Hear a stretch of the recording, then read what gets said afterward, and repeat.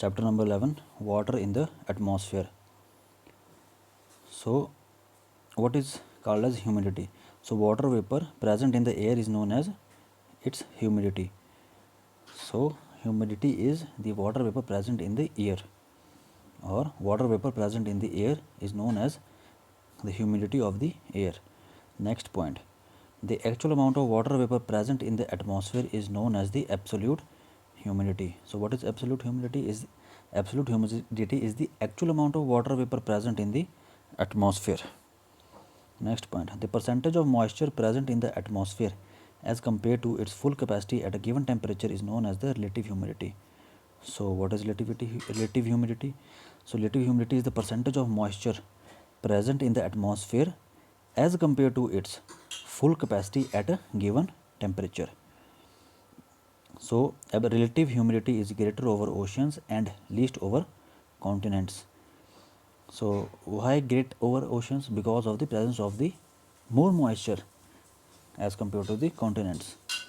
Next point, the temperature at which saturation occurs in a given sample of air is known as dew point. So what is dew point? Dew point is the temperature at which the saturation occurs in a given sample of air. Next point is evaporation and condensation. So the temperature at which the water starts evaporating is referred as the latent heat of vaporization. So what is latent heat of vaporization? The temperature at which the water starts evaporating. Next point, air movement replaces saturated air with unsaturated air. This increases evaporation. So what increases evaporation? The air movement replaces saturated air with unsaturated air. This increases evaporation. Next point,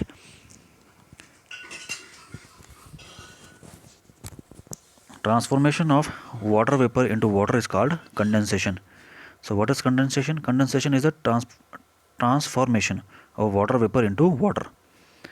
So condensation is caused by heat loss. Condensation depends upon the amount of cooling and the relative humidity of air. On dew point, reduced volume, addition of moisture through evaporation. So condensation, next point. So condensation takes place when dew point is lower than freezing point as well as higher than freezing point. Next point, condensation forms dew, frost, fog and clouds. Dew, frost, fog and clouds are condensation forms. So first of all, dew. When moisture deposited in water droplets form on cooler surface of solid objects like stones, etc., rather than nuclei in the air above the surface, then it is known as the dew. So again, what is dew? So when moisture deposited in water droplets form on the cooler surfaces of the solid objects like stones, etc., rather than nuclei in the air above the surface, that is in the atmosphere, is known as the dew. So what are the conditions for dew formation? Clear sky, calm air, high relative humidity, cold and long nights. It is necessary that dew point is above the freezing point. So dew point must be above the freezing point for the formation of the dew. So frost on cold surfaces. Frost forms on cold surfaces in the form of ice crystals. Some conditions as dew point, except the dew point is at or below the freezing point. In frost, the dew point is at or below the freezing point, but in the formation of dew, the dew point is above the freezing point, but in frost, the dew point is at or below the freezing point. Next point, fog and mist. Fog is cloud with its base at or very near to the ground. Mist contains more moisture than the fog. Although fog and mist are same, the only difference is that the mist contains more moisture than the fog. So fog is a cloud, also mist is a cloud with its base at or very near to the ground. but the mist contains more moisture than the fog. In mist, each nuclei contains a thicker layer of moisture.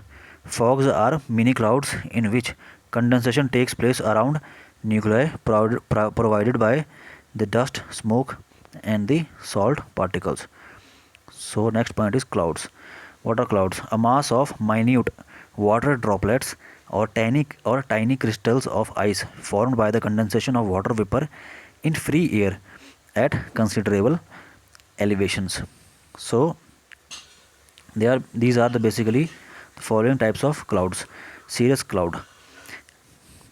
They occur at the height of 8,000 to 12,000 meter, that is 8 to 12 kilometer above the surface of the earth in the atmosphere. Cirrus clouds are thin, detached and feathery appearance. Cirrus clouds are always white in color.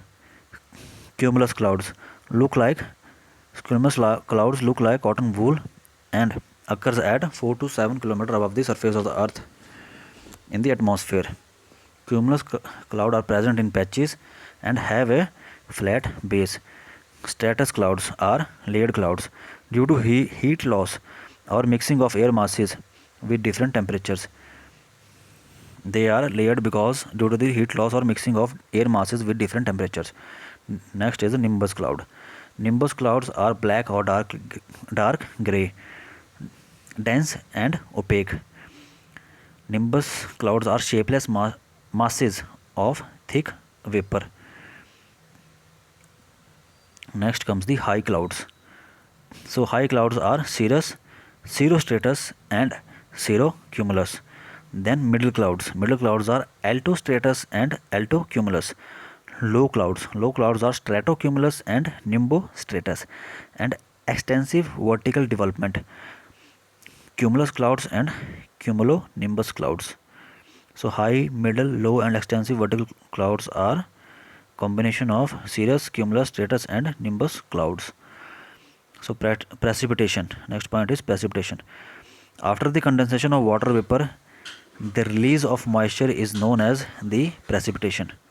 So what is precipitation? After the condensation of water vapor, the release of moisture is known as precipitation. Next point is horizontal crystals form flakes of snow. So horizontal crystals led to the formation of flakes of snow. So next point is sleet. Sleet is frozen raindrops of and refrozen melted snow water. Sleet is frozen raindrops and refrozen melted snow water. When a layer of air above freezing point overlies sub-freezing layer, raindrops leaving warmer air encounters the cooler air below. When a layer of air above freezing point overlies sub-freezing layer, raindrops leaving warmer air encounter the cooler air below. This leads to the formation of sleet. Hailstorms. What are hail? Rainwater passing through colder layers have several concentric layers of ice, one above the other. In hailstorms, rainwater pass through the colder layers and have several concentric layers of ice, one above the other. Types of rainfall. So on the basis of origin, convectional, orographic. Orographic is also called as a leaf, and cyclonic or frontal. So convectional rainfall. Convectional rainfall occurs when there is rise in the convection current. Convectional rainfall rises with the convectional current. With thunder and lightning, heavy rainfall takes place, but this does not last long. So convectional rainfall does not last for a long time. Orographic rainfall. For example, the clouds are blocked by a high mountain. So the clouds rise and these expands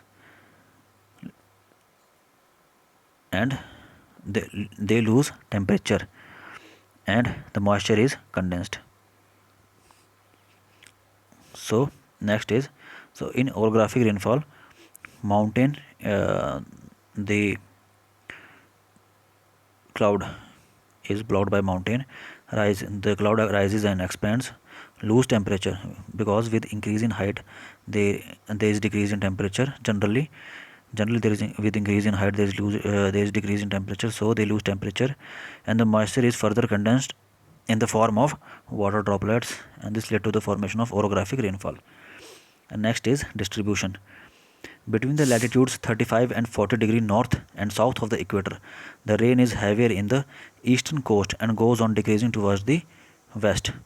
But between the 45 degrees and 65 degrees north and south of the equator, due to the westerlies, the rainfall is first received on the western margins of the continents and it goes on decreasing towards the east. So, in lower latitudes of 35 to 40 degrees, rainfall is more on the eastern coast than on the western coast, but in the higher latitudes of 45 to 65 degrees, due to the presence of westerlies, the rainfall is more on the western margins than on the eastern margins. Next point is 200 centimeter rainfall per annum occurs in equator, in areas of equator, windward slopes of mountain along the west coast, windward slopes of mountain along the west coast, in cool temperate zones and coastal areas of monsoon, 100 to 200 centimeter rainfall areas, interior continental areas and coastal areas of continents.